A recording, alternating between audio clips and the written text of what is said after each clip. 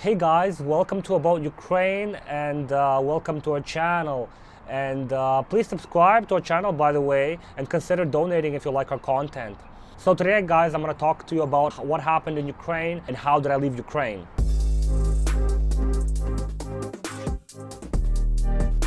So right now I'm in sunny Toronto, Canada, here with Ira and Oreo, as you can see by the lovely skyline behind me. If you've been following our channel, you may have realized that I left Ukraine when the war started.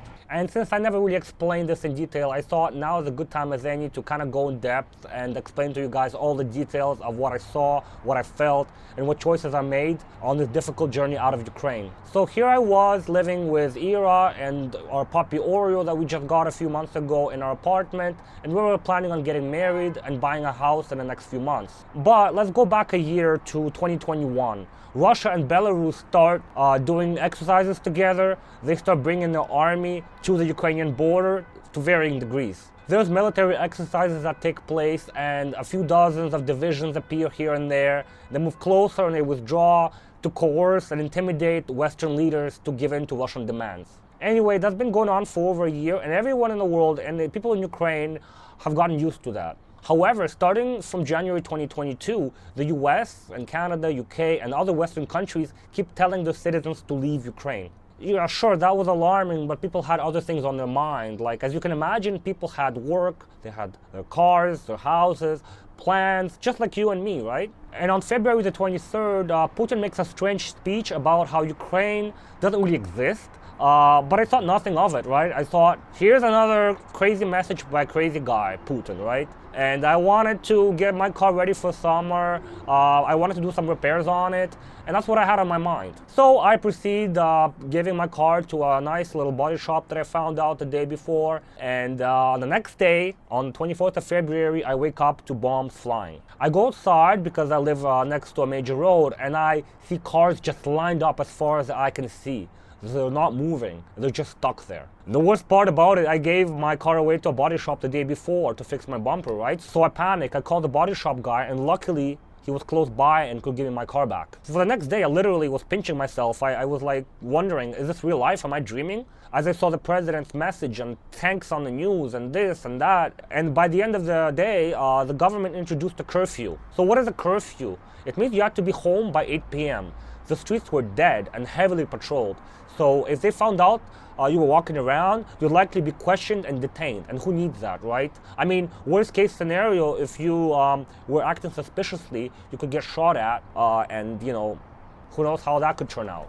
But we did walk around, me and Ira, looking for bomb shelters, and we had our Oreo with us, and we didn't find anything, so we ended up going home and trying to sleep, but that didn't really work out.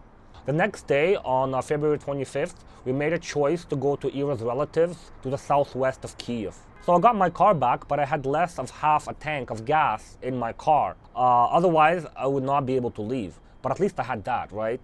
And that's when, as I was leaving, for the first time in my life, I saw an armed checkpoint and a tank. So what is a checkpoint? You have concrete barriers and 20 or so guys with AKs, and they're not in military garb. They're like territorial defense units, which are made up volunteers, so they just have civilian clothing on, some of them. And as I said, it was impossible to buy gasoline in Kiev, so it took hours to leave. Luckily, the traffic was not so bad, but as I was leaving, I checked the news and I found out that there were troops coming to the northern edge of Kiev, to the Obolon district. And if you know that area, that's where the metro line ends, so it's well within the city limits. That really terrified me because I thought that Kiev was going to be occupied in a day or so. But anyway, I kept making my way out, and we settled into this small village called Osikove. So we lived with an elderly couple, two families, that is a husband, wife, and 3 children, and as well as, you know, myself, Oreo, and Ira. And during that time, I've heard constant explosions, shock waves, APCs driving by, fighter jets and helicopters throwing down things that look like fireworks. Occasionally we had to go to the basement. It was a small room, really, to hide from bombs, which really seemed like eternity. That lasted all of May 1st, 2nd, 3rd, 4th, and I part of 5th. And during that time, I had adrenaline running through my blood like no tomorrow. I mean, you know that feeling after you get to the peak of a roller coaster just before the drop? That's how I felt every single day. The older guy I was with was way more calm and collected, and he was a real Ukrainian patriot. And when I asked him, what are we gonna do? What are we gonna do? He said, we're gonna go guerrilla. And I was like, what? And he was like, yeah, we have guns here and we'll make things work.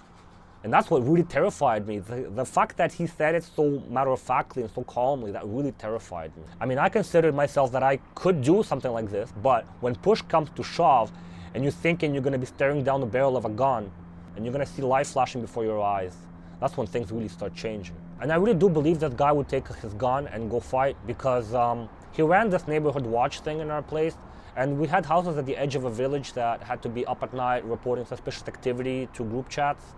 Plus every day we had this village meeting, and it had like a few dozen people, but then it went down to a few numbers. Basically the village had like really unreliable electricity, and you really couldn't know what to do when they cut electricity out, and it was dangerous for people with children to remain there, and they had to leave.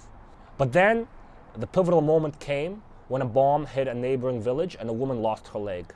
That's when all of us got into the cars as fast as we could and left. Thankfully, it happened before curfew, so we had some time to make our ways out of our village, but we had to do multiple detours because bridges were blown up, this was blown up, this one was blocked, and we had to take some back roads to get out south of our village. And yes, I had to leave my car behind because I had no gas and no way of filling it up. So the area where I stayed is directly south of a village called Motyzhin and Yavnohorodka. In Motyzhin, the village leader and her family was killed along with others in a mass grave. This made local news, it made international news as well, and all of these people were shot in cold blood. And Wall Street Journal published a video investigation with evidence of 37 civilians who were massacred while they were driving between the two villages. And in Yavnohorodka, and this made its way to Yahoo News, apparently a 7-year-old woman was jamming radar signals and reporting APC movements and tanks that were heading her way. The Russians found out about this and shelled her house like crazy. They even drove a tank over it, and the woman died. Basically, it's like all these people in those towns, they sacrificed themselves so we could live.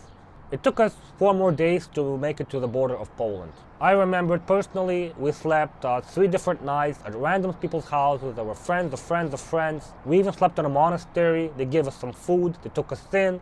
And you know what? I just hope I'll get back to these people one day and be able to thank them somehow. Because they took us in when we had nowhere to go. And we're just getting started. Because when we made our way to Poland, and I was able to leave Ukraine, and Ira was able to leave Ukraine, and part of those families that were with us were able to leave Ukraine. We got to Poland, where we got free rides, free accommodation. We were taken to Warsaw, fed, given as much support as possible, and a place to live in. So we've been living with other families and make do with what we have, but we really cannot express enough how thankful we are for every Polish person who didn't just stand by and did everything they could in their power and continue to do this to this day to help. I mean, there are many Ukrainians still suffering to this day, right now as we speak. And for many other Ukrainians, they're still on the journey, they're on a run. Their journey is not done yet. The challenges they're facing are not over. And they still have to face them, they have to resolve them, they have to go through all of them. And all Ukrainians, their spouses, children, families, relatives, in whatever part of the world they may live in, they all need help. They must all also prepare themselves for the challenging times ahead and do what they can to help themselves. I mean, that is the least they can do to save Ukraine as well. They have to save themselves so that Ukraine can live. I mean, I believe that we will all get through it together. The only thing that will save us is the kindness, the support, the generosity of others. And if you can't give back right now, pay it forward later, do something later, but always remember those who helped you along the way. Anyway, that will be it from me today, and I hope you guys enjoyed my story and learned something from it, and hope to see you next time around, guys, and hit like and subscribe if you haven't so already. Until next time, take care.